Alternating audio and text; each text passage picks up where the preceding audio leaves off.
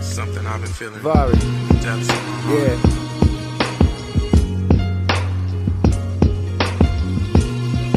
Yeah. God is real and he using me for a bigger purpose. So fuck the world that would have you think that a nigga worthless. Sometimes I think that these verses can help a person way more than the ones they reading in churches on days of worship. No disrespect to the Lord and Savior, that ain't just ego. I just observed that them words no longer relate to people. Cause modern times be flooded with dollar signs and social media stunting. My niggas just wanna shine. They frame of mind so far removed from the days and times of Nazareth. Life these days is a labyrinth, and the maze so elaborate we barely get through half of it before it's too late. My niggas is felons from selling weight in more than 2 states. 2-2 in his waist before he could even shoot straight. Quick to draw on you like Aaron McGrew, the nigga who fake. All of that to say maybe the hood need a new face. A new story about a boy from not too far where you stay.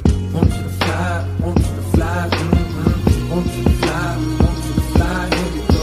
Want you to fly, want you to fly, want you to fly, want you to fly, here we go. His mama was a virgin named Yolanda, and she raised him on her own. After she was disowned, her mama called her a liar, said get the fuck out my home since you wanna be grown. So there she was now, 17 and alone. But this little boy that grew in her stomach made her feel strong. The angels paid her a visit one night and let it be known this was God's child. Woman, behold a miracle. She shed tears cause she never believed in the spiritual, but her heart was pure and she was good. For 18 years she raised him on Section 8 in the cold embrace of the hood. Did the best that she could. The boy was named Javari. Walked with the spirit of his father emanating from body.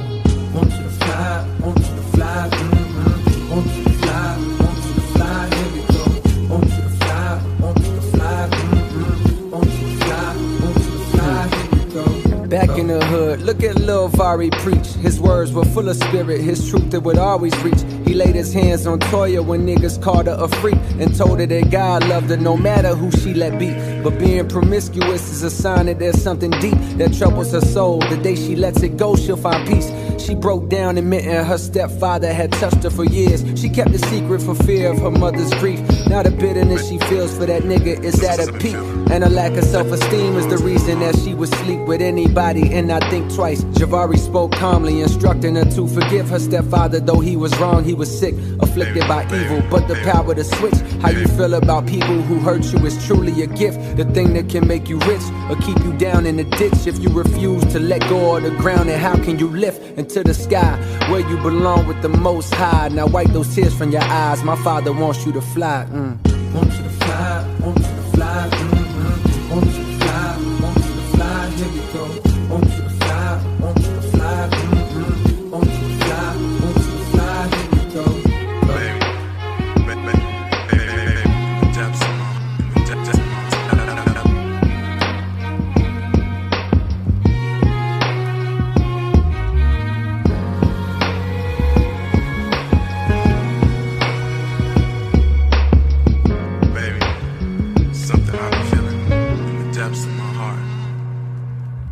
Back in the hood, Javari built up a following. Niggas put down they pistols eventually and stopped swallowing Molly pills. Instead, now they bodies filled with spirit. 12 little homies soaking up every word that they hearing. The neighborhood done changed in attitude and appearance. Police dumbfounded by lack of crime and they swear it's a fluke. Not knowing the truth that this America niggas is waking up, but the powers that be, they fear it. So government keeping tabs on Javari and those who practice adherence to things he teaching. And then comes the interference. They storm the hood, guns out, bust into the house that he slept in. A warrant claiming suspicion of drug possession. But Vari sat calmly as if he had been expecting. Heart full of love, even for those who need to oppress him. They told him hands up and he did just as they directed. They fired on him claiming they thought he reached for a weapon. He laid on the floor breathless, blood leaking from his chest, plus a bullet hole through both of his palms. Ain't that a message? The neighborhood was stressing. The son of God murdered and carried away on stretcher, body oppressor. But 3 days later, the coroner pulled a table.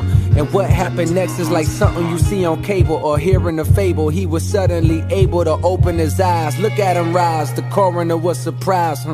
Without a word, Javari walked out, went straight to the hood. The people couldn't believe it, they froze right where they stood. As he walked by, shining like a million diamond chains, God flowing from every inch of his frame. He said, hear me out, my niggas, let me be your proof. My father is real, and through love, homie, peace can be found in the veil. I died for you so that one day you would be able to see you a child of God just like me.